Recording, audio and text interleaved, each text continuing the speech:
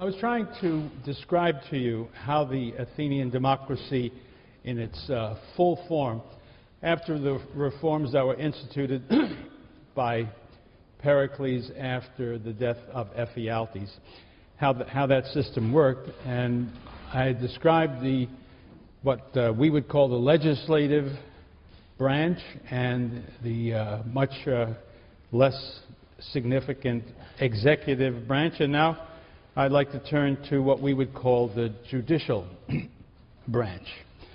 Now, this Athenian judicial system, I think, might seem even more strange to the modern eye than the rest of the Constitution. You start with this panel of 6,000 jurors who enlisted to serve in the courts each year. On any given day, the jurors who showed up to accept an assignment were assigned to specific courts and to specific cases. The usual size of a jury seems to have been 501. Although there were juries from as small as 51 to as many as 1,501, depending on what the case was, whether it was public or private, and also how important it was. To avoid any possibility of bribery or partiality, the Athenians evolved an astonishingly complicated system of assignments that effectively prevented tampering. That system is described in Aristotle's Constitution of Athens. I think it's chapter 61. If any of you think that you have about a month or two to spare, read that paragraph and tell me what the hell it means, how it works. It's so complicated. And the point is that they wanted to be sure that it was just impossible for anybody to know who was going to be on a particular jury panel for a particular case, so that if you wanted to bribe anybody, you'd have to bribe 6,000 people, and that might be mildly discouraging. You might say, that's an honest bunch of people, boy. Well, you don't devise such a complicated system if everybody isn't busily thinking of a way to cheat, it seems to me. However, they would have failed. The system certainly was foolproof, I think. Legal procedure was remarkably different from what takes place in a modern American court. The first surprise you would meet is the absence of any public prosecutor or state's attorney. In fact, there are no lawyers at all. Think of that. Think of how happy that would make Shakespeare. Complaints, whether they were civil or criminal, public or private, large or small, were registered and argued by private citizens. Plaintiff and defendant, suer and sued, each made his case in his own voice, if not in his own language, because anyone was free to hire a speechwriter to help him prepare his case. And that profession flourished in Athens.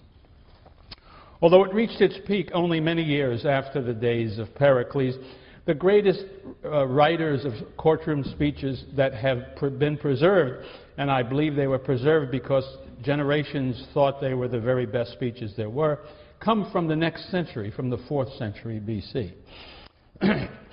Here's another surprise. There is no judge. The jury was everything. No self-respecting Athenian democrat would allow some individual, whatever his qualifications, to tell him what was relevant evidence and what was not, or which laws or which precedents applied.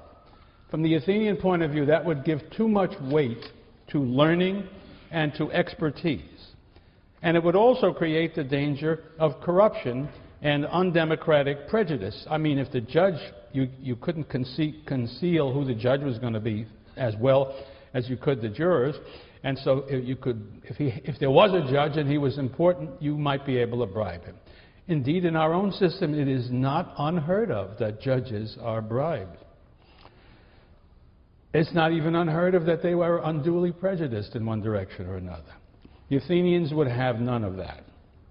So it was up to the contestants in the case to cite the relevant laws and precedents, and it was up to the jurors to decide between the plaintiff and the defendant. So, in fundamental matters of justice and fairness, the Athenian Democrat put very little faith in experts. This was one of the most democratic aspects of this democratic constitution, the assumption that all citizens had enough sense and enough of whatever else it took to make the judgments that were so important in the courts. In the courtroom, the plaintiff and defendant each had an opportunity to present his case, also to rebut his opponent, to cite what was thought to be the relevant law, to produce witnesses, and then to sum up his case. Now here's another amazing thing from an American perspective. Each phase in the case was limited to a specific amount of time, which was kept by an official using a water clock, and no trial, get this, lasted more than a single day. Finally, the case went to the jury, which of course received no charge or instruction, since there was no judge to tell them what they had to think about and what possibilities were available. The jury did not deliberate. You didn't have 1,501 angry men. They just voted by secret ballot, and a simple majority decided the issue. If a penalty was called for, and it was not one that was described by law, and very few penalties were described by law, the following procedure was used. The plaintiff, who had won the case, proposed a penalty. The defendant then had the opportunity to propose a different penalty. The jury then, again, no deliberation, just voted to choose one or the other, but they could not propose anything of their own. No creative penalties were possible, just one or the other of the ones proposed by each side. Normally, this process led both sides, if you think about it, to suggest moderate penalties, for the jury would be put off by an unreasonable suggestion one way or another. If the plaintiff asked for too heavy a penalty, that would guarantee they would take the other guy's penalty, and vice versa. Critics of this system complained that democracy made the Athenians litigious. The system contained a device, therefore, not therefore, but as a matter of fact, in contradiction to that point. No, let me back up. Of course, Athenians were litigious. And knowing that, they built in an element meant to reduce the degree of unfounded, unreasonable, silly, or just terrible accusations. The system contained this device. If the plaintiff did not win a stated percentage of the jurors' votes, then he was required to pay a considerable fine. In public prosecutions, he paid it to the state. In private prosecutions, he paid it to the defendant. And surely this must have served as a significant deterrent for frivolous, malevolent, and merely adventurous suits. Just think of how it would change our system if we had something like that. In a way, we do have some of it available in our own system. It is possible, for instance, if somebody brings a suit against somebody else and fails, it is possible for the judge to decide that the defeated side must pay court costs, which is a form of a defense against the frivolous charges. But it isn't anything as thorough as the Athenian system, which always had that around. So if you had a case that wasn't going to win many friends on the jury, it was going to cost you one way or another. Well, this Athenian system of justice had many flaws, obviously. Decisions could be quirky and unpredictable, since they were unchecked by precedent. Juries could be prejudiced, and the jurors had no defense except their own intelligence and knowledge against speakers who cited laws incorrectly and who distorted history. And we have speeches in law courts in which these guys are making up laws that nobody ever heard of, and that they are making arguments that are terrible, so that they did abuse this opportunity. There's no question about it. Speeches unhampered by rules of evidence and relevance and without the discipline imposed by judges could be fanciful, false, and sophistical. There's one anecdote that is handed down about a famous Athenian orator that I think gives you some clue about this. This was Lysias, who lived at the end of the 5th century and into the 4th, and he was one of the great successful speechwriters in Athens. Well, somebody came to him and said, I'm involved in this lawsuit, Lysias, and I'd like to pay you for writing a speech on my side. And Lysias said, fine. He went home, he wrote the speech, he brought it to the man and said, here it is. The guy read it and he said, Lysias, this is terrific. Great speech. I can't lose. Thanks a million. Lysias goes home. A little while later, Lysias hears a banging on his door. It's the same guy. He said, Lysias, I read that speech again. Was I wrong? It's filled with terrible arguments, contradictions. There are holes in your logic that they can run trucks through. And Lysias says, calm down, my friend. The jury will only hear the speech once. So, of course, all of these flaws were there. Yet, from a modern perspective, I would argue that the Athenian system had a number of attractions. The American legal system and court procedures have been blamed for excessive technicality, verging on incomprehensibility, and for the central role of lawyers and judges, which give an enormous advantage to the rich who can afford to pay the burgeoning costs of participating in the legal system. The absence, typically, of a sufficient deterrent to unfounded lawsuits has helped to crowd court calendars. Time spent in jury selection, which didn't take any time at all, of course, in Athens, and wrangling over legal technicalities stretches out still further, a process that has no time limit. It is not uncommon for participants in a lawsuit to wait for many years before coming to trial. Sometimes the plaintiff has died before his case gets to court. Not everyone is convinced that the gain in the scrupulous protection of the participants' rights in an increasingly complex code of legal procedure is worth the resulting delay, and some point to the principle that justice delayed is justice denied. Often in our courts, decisions are made by judges on very remote, difficult legal or procedural grounds that are incomprehensible to the ordinary citizen. As a result, there is much criticism of judges and lawyers and a loss of faith in general in the legal system. For all its flaws, I think the Athenian system was simple, speedy, open, and very easily understood by its citizens. It did contain provisions aimed at producing moderate penalties and at deterring unreasonable lawsuits. It placed no barriers of legal technicalities or legal experts between the citizens and their laws, counting, as always, on the common sense of the ordinary Athenian.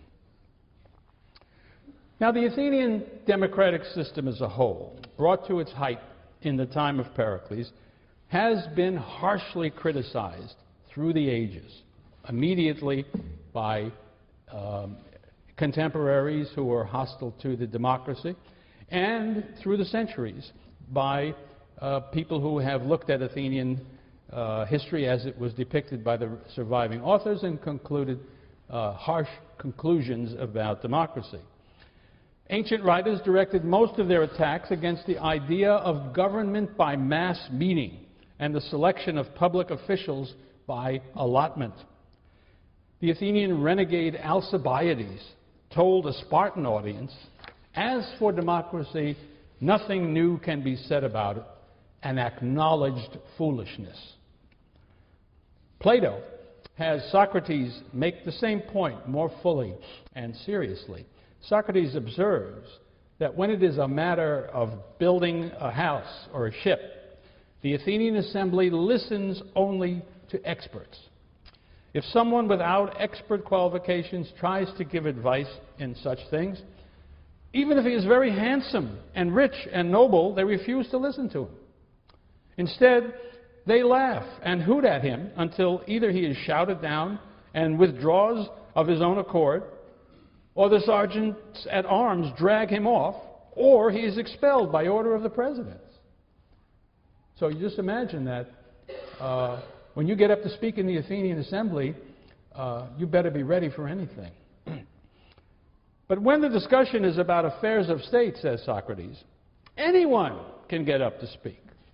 Carpenter, tinker, cobbler, passenger, shipowner, rich and poor, noble and commoner, and nobody rebukes him, as they did in the earlier case, for trying to give advice when he has no knowledge and has not been taught. Now, in fact, the Athenians did appreciate the importance of knowledge, skill, talent, and experience when they thought these things existed and could be used in the public interest. So, they did not allot, but elected military officers, some treasurers, naval architects, and managers of the water supply. These are essentially questions of life and death or of the financial security of the state. Apart from that, they did not care much about expertise. If they did not elect professors of political science or philosophers or lawyers to govern and judge them, it was because they were skeptical that there is a useful expertise in these areas, and that if it did exist, it could safely and profitably be employed for the public good. It is not clear, to me anyway, that the experience of the last 2,500 years has shown them to be wrong. I don't know what percentage of the representatives and senators in our Congress are lawyers by training, but whatever that figure is, it's far too large. It's really extraordinary that we all sit still for that kind of thing. The kind of variety excuse me, of profession that one can find in our society is absolutely not to be seen in our government institutions. Well, the Athenians would never permit anything so undemocratic as that. Secondly, it is most unlikely that many fools or incompetents played a significant part in public affairs. Of course, that's the flip side of rejecting expertise and experience. You may end up with people who don't know what they're talking about in any shape, manner, or form having influence. Well, the Athenians knew that, and they were worried about it. And I think that they did so perhaps that the possibility of idiots, fools, jerks, and other unworthies dominating the political decisions, I don't think that it's clear that we are better off than they are in this respect. I remember William Buckley once said he would rather be governed by the first 40, whatever he said, 40, 50 people in the Boston telephone directory than by the Harvard faculty. I thought we could all agree with that. Maybe even the Yale faculty. I think that we ought to think a little bit longer before we assume our system is the only way one can think about conducting a democracy.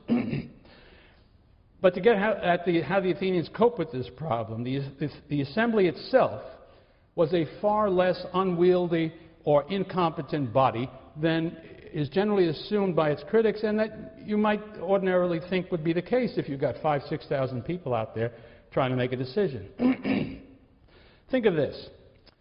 If an Athenian citizen attended no more than half the minimum number of sessions held each year, he would hear 20 sets of debates by the ablest people in the state, chiefly elected officials or those who formerly had held elective office, the leading politicians in all factions, and a considerable number of experts on a variety of subjects who would simply get up and express their views. And these were true debates in which it was not possible to hold to prepared remarks. And look at your, what do they call these books that they use? They're policy books or whatever. They were real debates, and the speakers had to respond extemporaneously to difficult questions and arguments from the opposition. Nor were they irresponsible displays, but serious controversies leading immediately to votes that had important consequences for the orators and their audiences. Now, if you assume that each attendant at the assembly had been listening to such discussions for an average of only 10 years, and many of them would have had a much longer stretch, think of it. Such experiences alone must have fashioned a remarkable body of voters. Probably, I would argue, more enlightened and sophisticated than any comparable group in history. Apart from that, every year, 500 Athenians served on the council, where every day they gained experience in the management of Athens' affairs, from the most trivial to the most serious, producing bills that served as the basis for the debates and votes of the assembly. So, in any particular assembly, thousands of those attending, perhaps a majority of them, would have had that kind of training on the council. In light of that breadth of experience, the notion that decisions were made by an ignorant multitude is simply not persuasive. I like to compare that situation with something that I think perhaps we can understand.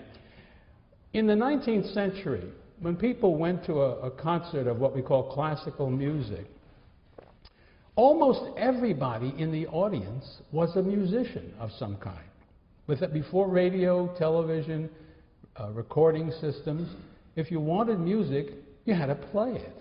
And so people, especially women, but men too, studied how to play various instruments, and they could. So they could read music, and they could understand it in a way that only a participant can. Hardly anybody who goes to a concert today is in that situation.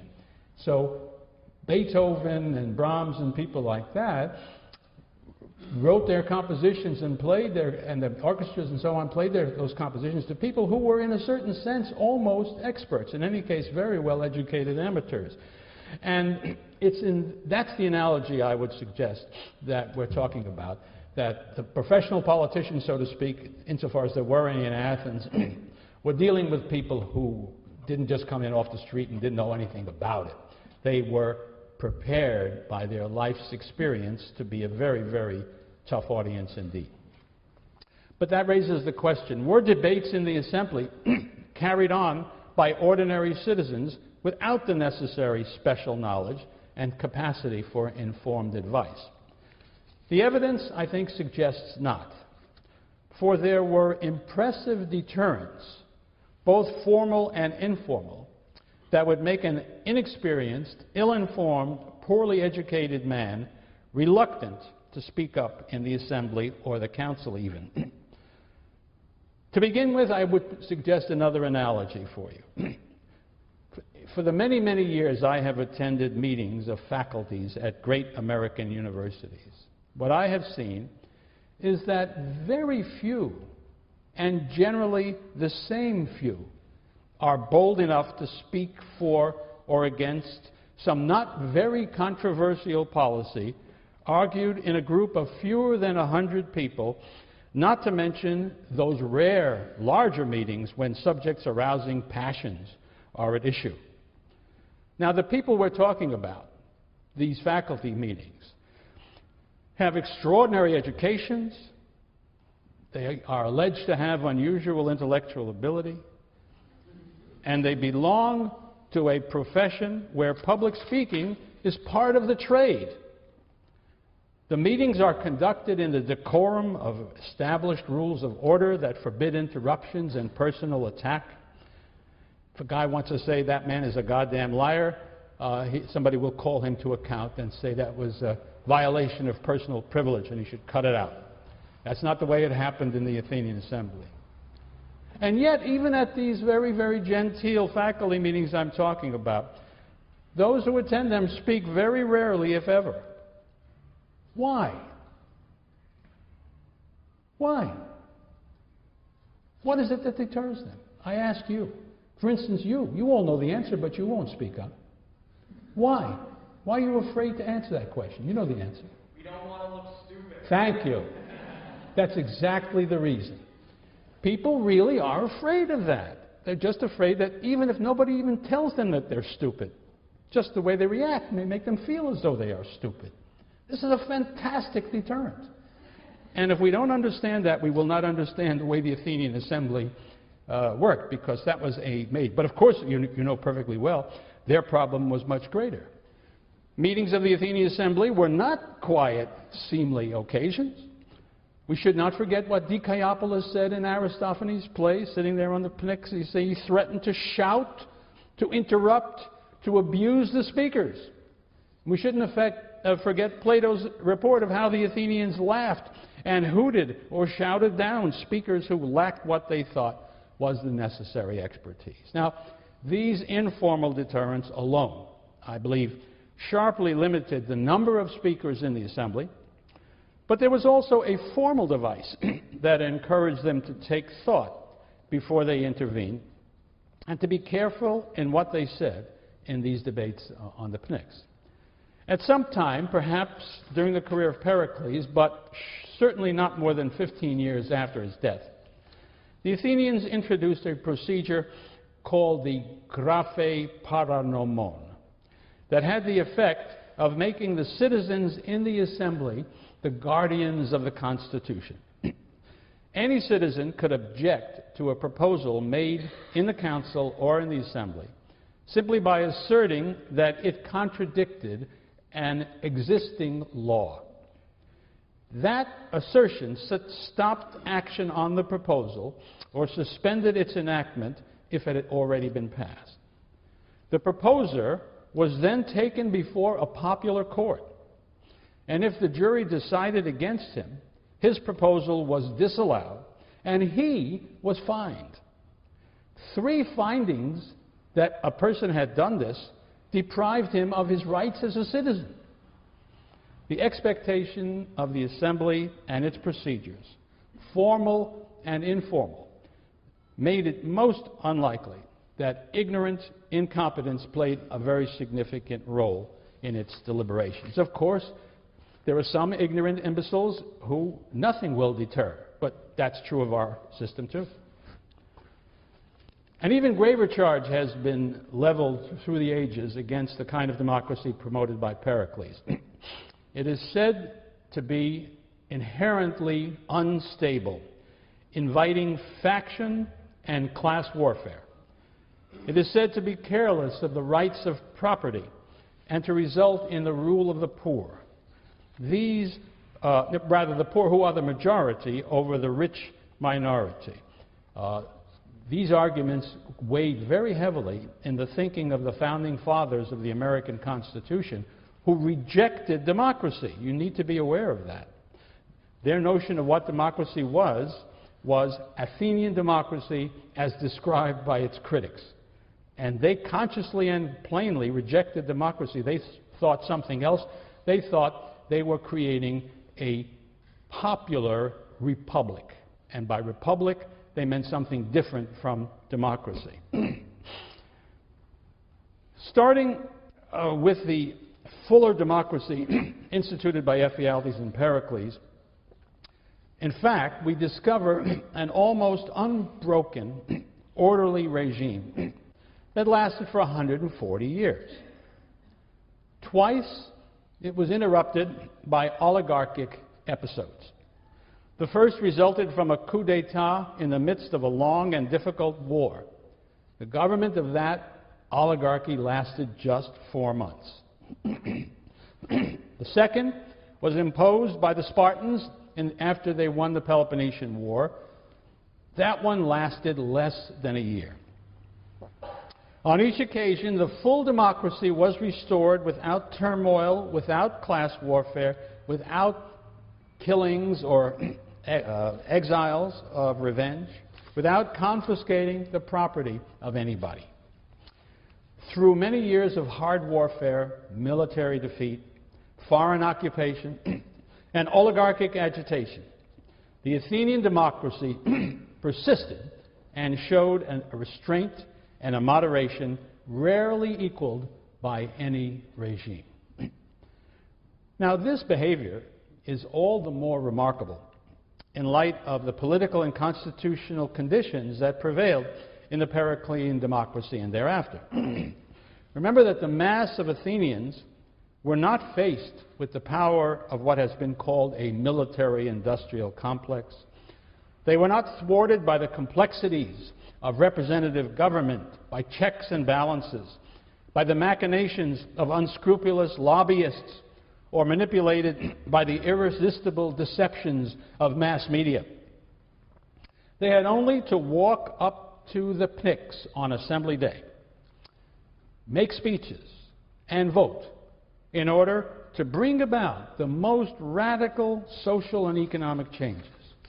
They could, if they had wanted to, they could have abolished debt, which presumably would be something the poor would favor. They could institute confiscatory taxation of the rich to the advantage of the poor. The simple expropriation of the wealthy few. All of these things they simply could have done. Nothing would have stopped them. But they never did. Although political equality, that is to say, equality before the law, that was a fundamental principle of democracy, but economic equality had no place in the Athens of Pericles. On the contrary, the democracy he led defended the right of private property and made no effort to change its unequal distributions. The oath taken by jurors each time that they sat on a jury included the following clause: I will not allow private debts to be canceled, nor lands or houses belonging to Athenian citizens to be redistributed. In addition, the chief magistrate each year swore that whatever anyone owns before I enter this office, he will have and hold the same until I leave it. The Athenians' respect for property and their refusal to insist on economic equality go a long way towards explaining why their democracy was so peaceful, so stable, and so durable. But why were the majority of citizens so restrained and moderate? Part of the answer lies in the relatively broad distribution of property in 5th century Athens. It was by no means equal.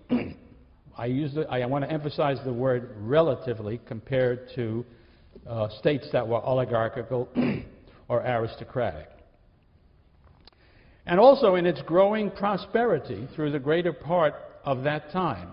It's very hard to sustain any kind of a reasonable, moderate regime in times that are hard, in times in which there is great poverty.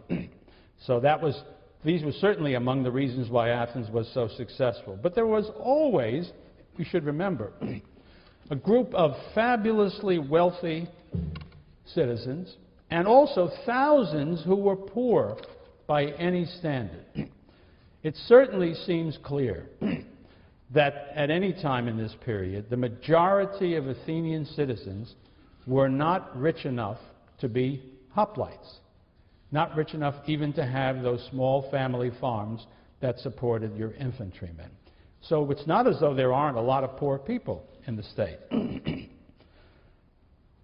The poorest, moreover, those who lacked the property to qualify as infantrymen, were the very men who rowed the ships that brought Athens wealth and power and glory. The last 30 years of the century, furthermore, were terrible times of war, plague, impoverishment, and defeat.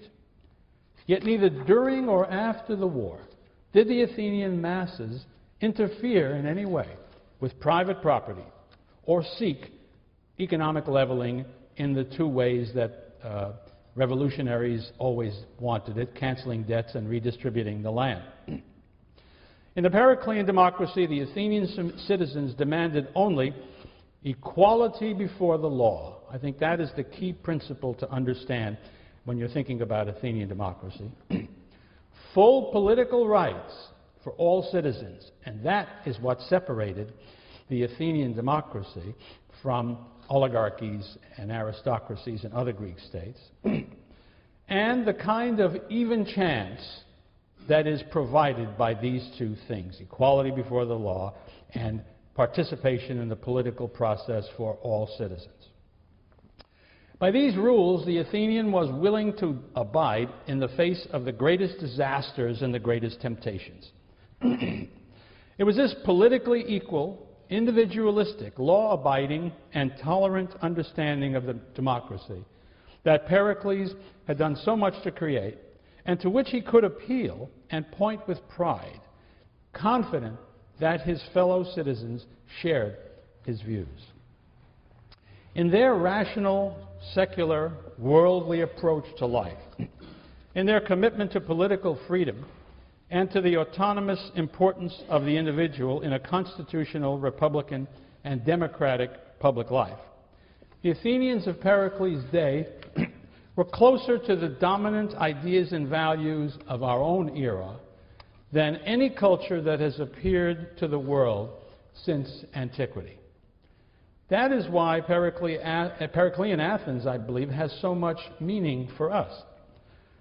But if there is much to learn from the similarities, there's at least as much to learn from the differences between the Athenians and ourselves.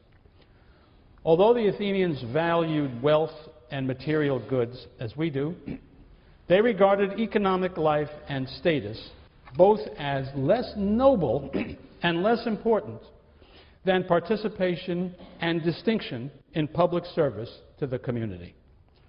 Although they were pioneers in recognizing the importance, autonomy, and legitimate claims of the individual, they could not imagine the fulfillment of the individual's spiritual needs apart from his involvement in the life of a well-ordered political community.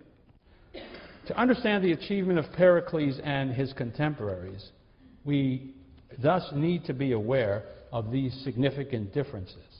I think we ought to also study them with a certain humility. For in spite of their antiquity, the ancient Athenians may have known and believed things we have either forgotten or never known. And we ought to keep open the possibility that in some respects they might have been right about some of these things. Now, what I've been talking about up to now is the workings of the Athenian Constitution for active citizens. And I remind you that means free men, adults, who have citizen parents. That excludes a lot of people who lived in Athens. And so I'd like to spend a little time also talking about two groups of such people who were excluded from the political process, women and slaves, both of which have caught the attention of modern scholars eager to demonstrate the undemocratic aspects of ancient Athens when judged by our criteria, which seem more and more to require that every living creature, I was going to say every living thing, be treated with equality. I know that, of course, there are feelings, people who want to say that, we all agree, there should be no discrimination between men and women. There, of course, should be no slaves. But now we're moving towards saying that people should receive citizenship or citizen rights who aren't even legally citizens. There are many people who want to give protections to animals that now are limited to people, and there are people also who want to include trees and other vegetation under these protections. So we need to examine the Athenian situation and make our judgments about that. Let's talk about women first. Greek society, like most cultures throughout history, was dominated by men. This was true of the democratic city of Athens in the great days of Pericles, no less than in other Greek cities. Nevertheless, the position of women in classical Athens has been the subject of a great deal of controversy. The bulk of the evidence coming from the law, the actual laws of Athens, from philosophical and moral writings, and from information about the conditions of daily life and the organization of society, shows that women were excluded from most public aspects of, most aspects of public life. They could not vote. They could not take part in the political assemblies. They could not hold public office or take any direct part in politics. Male citizens of all classes had these public responsibilities and opportunities. The same sources show that in the private aspects of life, women were always under the control of a male guardian, a father at first, a husband later, or, failing these, an appropriate male relative designated by the law. Women married young, usually between the ages of 12 and 18. I think if we think of them as being about 15 years old, we'll probably have a reasonable average. Husbands, on the other hand, were typically at least 30 and usually over it when they married, so that women were always in a relationship like that of a daughter to a father when you think about the realities of life. Marriages, furthermore, were arranged. By the way, as in other societies, the higher you get in society, the more likely it is that these marriages will be arranged with economic considerations, social considerations predominating. As you get lower in society, I can only suspect, because we don't really have evidence, that it was far more informal, and maybe that marriages may have been as a consequence of the mutual desire than was true for the upper classes. Normally, I'm shifting again to where we have evidence, and that means probably not the poorest women in the city. The women normally had no choice of their husband. The woman's dowry, and dowries were required, was controlled by a male relative. Divorce was very difficult for a woman to obtain, for she needed the approval of a male relative who, if he gave that approval, had then to be willing to serve as her guardian after the dissolution of her marriage. In case of divorce, the dowry would be returned with the woman, but it was still to be controlled in that case by her father or the appropriate male relative. Excuse me. The main function and responsibility of a respectable Athenian woman, of a citizen family, was to produce male heirs for the household of her husband. If, however, her father's household lacked a male heir, the daughter became what the Greeks called an epikleros, the heiress to the family property. In that case, she was required by law to marry the man who was the next of kin to her father's on her father's side, in order to produce the desired male offspring. In the Athenian way of thinking, women were lent by one household to another for purposes of bearing and raising a male heir to continue the existence of the oikos, the family establishment. Because the pure and legitimate lineage of the offspring was important, women were carefully segregated from man outside the family and were confined to the women's quarters even in the house. Men might seek sexual gratification in several ways outside the house, with prostitutes of high or low style, prostitutes frequently recruited from abroad. But respectable women stayed home to raise the children, cook, weave cloth, and oversee the management of the household. The only public function of women was an important one in the various rituals and festivals of the state religion. And there is a very new book by a professor at NYU by the name of Connolly, which studies very carefully all the information that we know about ancient Greek priestesses, which reveals, I think, something that we haven't known enough about before, that women in that realm at least had an enormously important and I would say sort of glorious role in that way. It doesn't change any of the things I've said about the other aspects of life, but we've really not paid enough attention to this religious side of things, and we should remember that religion was very important for these people, even though to us it looks as though they were very secular in the way they lived.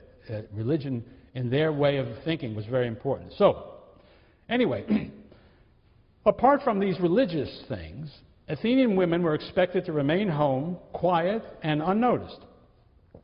Pericles told the widows and mothers of the Athenian men who died in the first year of the Peloponnesian War only this. You know, you will either have read or you will read Pericles' famous funeral oration. And he has all these things to say. And at the very end, he addresses the widows and the mothers of the men who have died in a way that it puzzles me beyond belief. And I still don't understand why he chose to say what he did. But what he said, I think, was the common wisdom about what the situation was. He said, "Your great glory is not to fall short of your natural character. And the greatest glory of women is to be least talked about by men, whether for good or ill." Okay, that's what they thought. Why the hell did he say it at the end of that funeral oration? If anybody has any insight on that, I would be very grateful if you would tell me about it, not now or at any time in the future. The picture derived from these sources is largely accurate, but I would argue that it does not fit in well with what we learn from the evidence of a wholly different set of sources. First of all, what we see in the pictorial art, chiefly on in vase paintings. And even more strikingly, I think, in what we learn from the tragedies and the comedies that were performed every year at two great festivals in Athens. And finally, these things are derived very much from the mythology, which is, after all, their religious tradition of the Athenians. Now, these sources often show women as central characters and powerful figures in both the public and the private spheres. The Clytemnestra, who shows up in Aeschylus's tragedy Agamemnon, she arranges the murder of her royal husband and establishes the tyranny of her lover, whom she dominates. Then there is the terrifying and powerful Medea of Euripides, who negotiates with kings and can commit horrible deeds in her fury, which I think Euripides suggests is very justified fury, even if the deed is not. So and these are just two examples of which there are many, in which women are central and important and powerful and active and not passive, and it's all about them. We are left with an apparent contradiction, clearly revealed by a famous speech in Euripides' tragedy Medea, and I'd like to read you that. He presented his play at the Dionysiac festival in Athens. His heroine Medea is a foreign woman who has unusual powers. I mean, she is practically something like a witch a sorceress. Don't imagine these Halloween kind of witches. A proper witch is so beautiful that she can bewitch you. Think of that. So, she's a foreign woman with these powers, but in the speech that follows, she describes the fate of women in terms that appear to give an accurate account of the condition of women in 5th century BC Athens. Here's what she says. Of all things which are living in conformate judgment, we women are the most unfortunate creatures. Firstly, with an excess of wealth, it is required for us to buy a husband and take for our bodies a master, for not to take one is even worse. And now the question is serious, whether we take a good or bad one, for there is no easy escape for a woman, nor can she say no to her marriage. She arrives among new modes of behavior and manners, and she needs prophetic power unless she has learned at home how best to manage him who shares the bed with her. And if we work out all this well and carefully, and the husband lives with us and lightly bears his yoke, this life is enviable. If not, I'd rather die. A man, when he's tired of the company in his home, goes out of the house and puts an end to his boredom and turns to a friend or companion of his own age. But we are forced to keep our eyes on one alone. What they say of us is that we have a peaceful time living at home, while they do the fighting in war. How wrong they are. I would very much rather stand 3 times in the front of battle than to bear one child. I wonder what the Athenian men in that audience thought about all of that. The picture that Medea paints of women subjected to men accords well, of course, with much of the evidence. But we have to take note of the fact that the woman who complains of women's lot is the powerful central figure in a tragedy that is named after her. By the way, it's not the only case. Another of the great tragedies of Attic drama is Sophocles' Antigone. And Antigone is another heroic woman who defies kings and everybody else in order to do the right thing and who accepts death rather than to give way in her principles. This is not the kind of a woman that Pericles had in mind when he said, just shut up and be sure nobody's talking about you. Now, this tragedy was produced, we need to remember, at state expense before most of the Athenian population, and was written by a man who was one of Athens' greatest poets and dramatists. Medea is a cause of terror to the audience, and at the same time, an object of their pity and sympathy as a victim of injustice. She is anything but the creature least talked about by men, whether for good or for bad. When those men walked out of that theater, they would be talking about Medea for the next week. There is reason to believe that the role played by Athenian women may have been more complex than their legal status might suggest. And that's all I feel I can say about that subject, because I haven't been able to resolve the contradiction. I won't go into modern scholarly arguments, but let me just say that no matter what they all say, no matter how they come out, this dichotomy is there. It's in the sources. We need to do some thinking and some supplying for things that are missing if we are to comprehend how both halves of this can be true, as I'm sure they both are somehow. Let's turn next to the question of slavery. In Greece, chattel slavery proper began to increase about 500 BC, and it remained an important element in society. The main sources of slaves were war captives, and the captives of pirates, who made a living in large part by catching people and selling them as slaves. And of course, those people at first enslaved through war, piracy, or other means, who were sold by slave traders.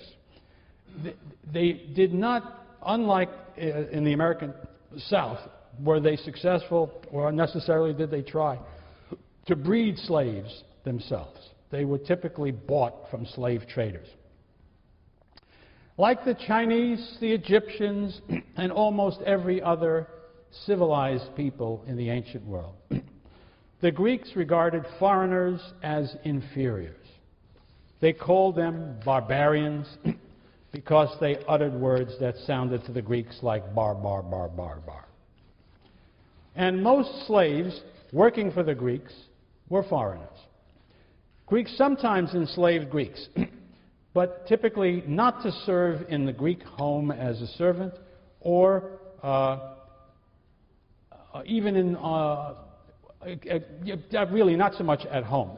They did use slaves, as I've told you earlier, to work on the farms alongside the farmers. The chief occupation, as always before the 20th century, was agriculture. The great majority of Greek farmers worked these small holdings too poor to support even one slave. Some would be so fortunate as to have as many as 1 or 2 slaves to work alongside them.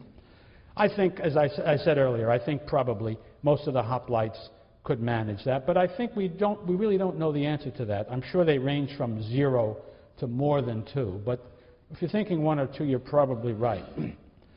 The upper classes had larger farms, of course, that would be let out to free tenant farmers or worked by slaves, generally under an overseer who was himself a slave.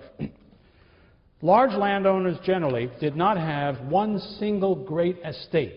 In every way, I want you to try to get out of your head the picture of slavery in the American South with its plantations and great squads of slaves in one place under one master. That was not the typical way for the Greeks, but rather the wealthy would have several smaller farms scattered about the polis. Well, that arrangement did not encourage the amassing of these great hordes of agricultural slaves who would later work the cotton and sugar plantations of the New World. Slaves were used in larger numbers in what I laughingly call industry in the ancient world. I mean handicrafts. But one exception to that typical system was mining. We know something about the mines in southern Athens where the silver was found, and that reveals a different picture. Nicias, a wealthy Athenian of the 5th century BC, owned 1,000 slaves, whom he rented to a mining contractor for a profit. But this is unique. We don't know of anything like this besides this situation. And it's by far the largest number of slaves that we know any individual held. In another instance of large slave holdings in Athens, a family of resident aliens employed about 120 slaves in their shield factory. That was the military-industrial complex in Athens. Most manufacturing, however, was at very small scale, with shops using 1 or 2 or a handful of slaves. Slaves worked as craftsmen in almost every trade, and it was true for the agricultural slaves on small farms. They worked alongside their masters. If you took these slaves that I regard as taking care of the majority of the work in Athens, if you translated them into being handymen or regular workers who worked at jobs regularly who were free, if you went into these shops, that's what you would think, because you didn't have somebody lashing anybody over great numbers of people. You would have 2 or 3 guys working there. One would be the guy who owns it, and the other 2 guys would be slaves. A significant proportion of slaves, of course, were domestic servants, and many were shepherds. Publicly held slaves also served as policemen. Don't get carried away. There were very, very few policemen. They were also prison attendants. There were very, very few prisons and very few prisoners.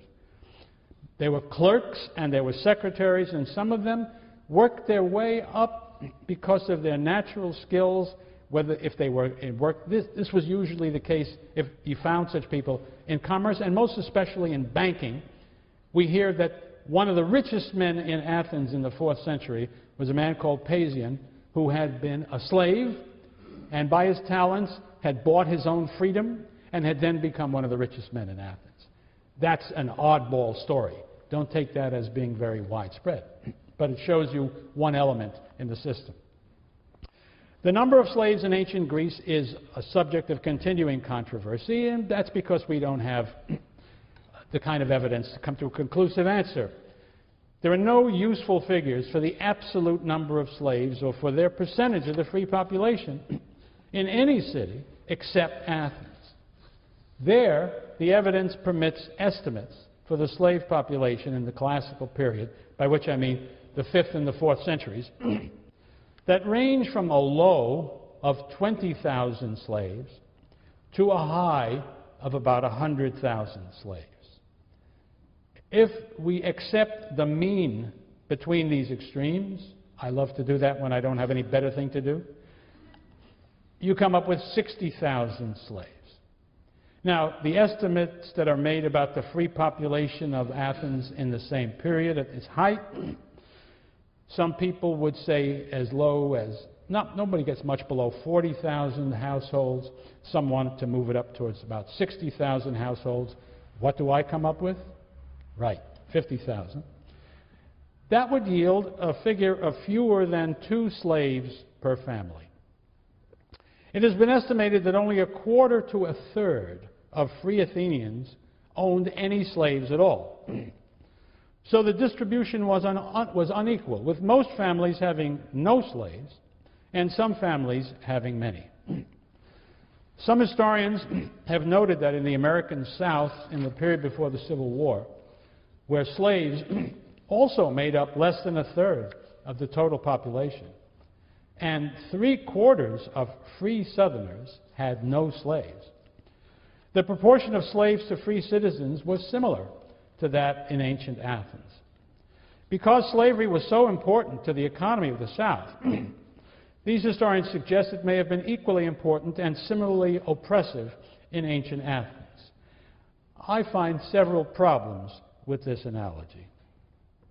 For one thing, it's important to make a distinction between a world such as the cotton states of the American South before the Civil War, where a single cash crop, well suited for exploitation by large groups of slaves, dominates the economy, and a society like the one in Athens, where the economy was mixed, the crops varied, the land and its distribution very poorly suited to massive slavery. Another major difference is in the likelihood of a slave achieving freedom. The freeing of American slaves, although it happened, was comparatively rare. But in Greece, it was very common. The most famous example I've told you already about, Pasian, who began as a bank clerk, earned his freedom, became Athens' richest banker, and then was even rewarded with Athenian citizenship. But that's very rare. On the other hand, the acquisition of freedom by slaves was not. People frequently freed their slaves on their own death, and often before that for various reasons. It's also important to distinguish the American South, where the slaves were distinguished from their masters by skin color, where the masters were increasingly hostile to the idea of freeing slaves, and in terror of slave rebellions with a very different society of classical Athens. There, slaves walked the streets with such ease as to offend noblemen who were class conscious. Plato complained about the Athenian democracy, that men and women who have been sold are no less free than their purchasers. And an anonymous writer of the 5th century was appalled by the behavior of slaves in Athens. He says, "One may not strike them there, nor will a slave step aside for you." And if it were legal for a free man to strike a slave, an Athenian would often have been struck under the mistaken impression that he was a slave. For the clothing of the common people there is no way superior to that of the slaves and the resident aliens, nor is their appearance. They allow slaves there to live in luxury, and some of them in considerable magnificence. In a state relying on naval power, it is inevitable that slaves must work for hire so that we may take profits from what they earn. While there are rich slaves, it is no longer profitable for my slave to be afraid of you. In Sparta, my slave would be afraid of you, but there, in Athens, if your slave is afraid of me, he will probably spend some of his own money to free himself from danger. This, then, is why, in the matter of free speech, we have put slaves and free men on equal terms. Now, a lot of this is absolute baloney. This is some right-wing character who is just so annoyed with Athenian democracy that he is making over-the-top statements. But it cannot be so far removed from reality as to be ridiculous, or else it wouldn't be in any way persuasive. So I think we have to imagine slaves moved about Athens with a degree of ease and security, and as he must rightly be saying, you really couldn't tell a slave from a free man very readily in ancient Athens. All of this is meant to be by contrast with the picture of the South. Even more remarkable, the Athenians were on occasion willing to contemplate the liberation of all their slaves. In 406, their city facing defeat in the Peloponnesian War, they freed all slaves of military age and granted citizenship to those who rowed the ships that won the Battle of Arginusi. Twice more, at crucial moments, similar proposals were made, although without success. Now, during the Civil War, people did suggest to the South that they liberate their slaves and enroll them in the Southern Army, and such ideas were always quashed. And I think we can read something very important into the difference between the two situations. The Southerners were afraid to do it because they didn't trust the slaves not to turn on them and kill them if they were armed. The Athenians just didn't have that fear at all. And I think that's a big story about the difference between the two systems. Okay, that's all I have to say about these subjects. We do have 6, 7, 8 minutes. I'd be delighted to respond to any comments or questions any of you would like to put about any of these topics. Yes, sir? Why do you think the Athenians didn't fear their slaves? Did not fear their slaves. Because I think in the first place they did not treat them so harshly as to create that kind of absolute hatred that nothing could take care of. Second of all, I think because the prospect of their liberation being not an out-of-the-question idea softened the edge between master and slave to a degree where the Athenians didn't have that sense, these people are waiting to kill me. I guess another thing is, since so many of them, first of all, you start with household slaves. Well, even in the South, there were very, very few household slaves who did not develop friendly and warm feelings towards the people in the house. So that takes care of another situation. And then there are all these slaves who worked side by side with their master, not as part of a gang under an overseer, but as a fellow worker with their farmers. So the whole way of thinking about it, I think, was so different and we never hear, and here's another thing, we never hear of a slave rebellion among the polis of Athens. We do hear of helot rebellions. Of course, it doesn't fit the mode in Sparta, but we never hear of a slave rebellion, in spite of all the troubles these towns had. So I think those would be the reasons. Anything else? Yes? How would slaves have their own money to buy them? Well, when they had skills, and this happened in the South too, by the way, just not to the same extent. When they had skills, it was in the master's interest to encourage them to do their work to the best of their ability. And so they rewarded them by letting them keep part of the profits of what they produced. And it was that, of course, which allowed some of these people to buy their own freedom. And it is true that that happened in the South as well. Anything else? Yes, ma'am. The answer is, I'm sure there must have been runaway slaves. But it's just a non-issue so far as we can see. You know, it's the big deal in the South and the North when fugitive slave laws become a great source of trouble. But I think there was not too much running away of slaves because there really wasn't any place to run to. There was no place where there wasn't slavery. So if an Athenian slave runs to Boeotia, he's going to be a Boeotian slave. I think that was one of the reasons. And put that together with the rather gentle arrangements I've described, the combination, I think, reduced the problem of runaway slaves. Anything else? Yes, sir.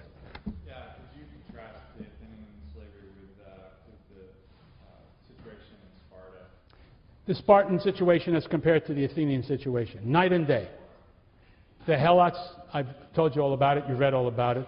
As a man leading a rebellion in Sparta at the beginning of the 4th century said about Helots and other people who were not Spartiates in Lacedaemon, they would have gladly eaten the Spartans raw.